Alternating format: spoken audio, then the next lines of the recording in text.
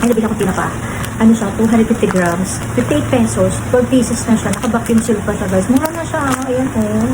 Ang sarap nito, guys. Pag pinride mo siya, ayan, ang sarap-sarap nito. Kasi ito yung paborito kong ulam talaga. Tinapa talaga. Kasi ito yung pinalakihan kong ulam talaga. Tinapa. Paborito ko itong stock ganito, guys. Oo, naghahanap ako nito kahit sa anong bata. Kaya siya, kaya natin, tutupituhin natin ito para may ulam tayo, guys. Saka, pwede na ito, in case emergency, pwede mo ilagay sa bag kasi naka-vacuum seal din ito, guys. Kaya, so, try natin ito, ulamin natin ito, guys. Piltuhin natin ito, guys. Check out na kayo natin, guys. Masarap na ulam ito, guys. Para samahan din ng mga gulay na lang. Ayan, para healthy yung buhay natin lang. Piltuhin na natin ito pa, guys.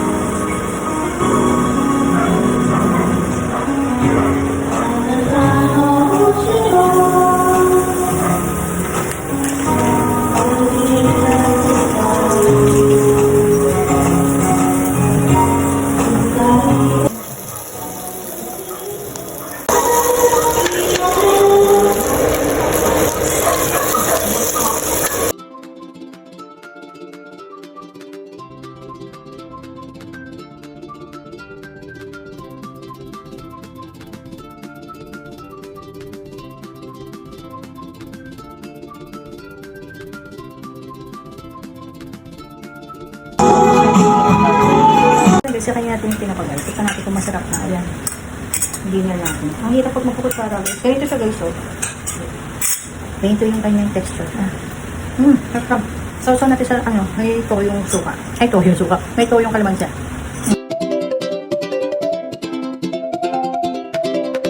Next is ang gawa rin ako nito. Ano siya? Pipino. Tsaka sibuyas, bawang, kamatay. Sibuyas, may suka siya. Tsaka may bawang, tsaka luya. Sausawan ko rin siya dito sa tinapa. Masarap na itong tinapa. Ang hirap pag nakaano. Harap na guys. Try nyo natin nandiyan sa yellow basket ko guys. Itong tinapa. Masarap yung lasa niya. Ang sarap. Mahal na guys.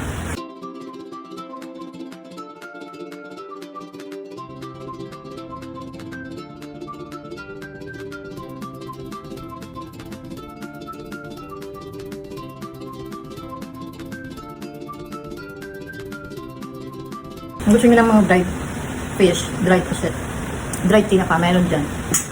Check nyo na lang. Ano siya, 12 pieces na siya. Nakapack. Maharap na.